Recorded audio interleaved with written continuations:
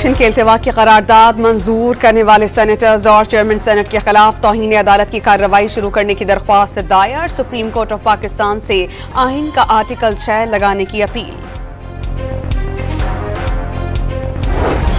इंतखाबात के इल्तिवा में करारदाद इलेक्शन कमीशन ऑफ पाकिस्तान को मौसूल। मामले पर गौर के लिए जल्द इजलास बुलाने का फैसला। इंसदाद हिरासियत मोहतसिब इस्लामाबाद में तैयबा गुल हिरासानी केस की समाअत। साबिक चेयरमैन नैब जावेद इकबाल और साबिक डीजी सलीम शहजाद को नोटिस जारी।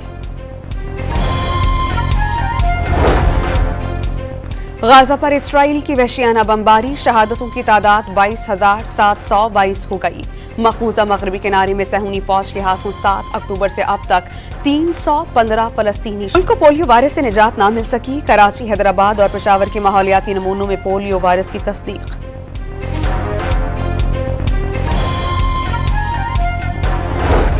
और जनूबी पंजाब समेत सूबे के मुख्तलिफ मकामात शदीद धुंध की लपेट में। मुख्तलिफ मकामात पर मोटरवेज बंद।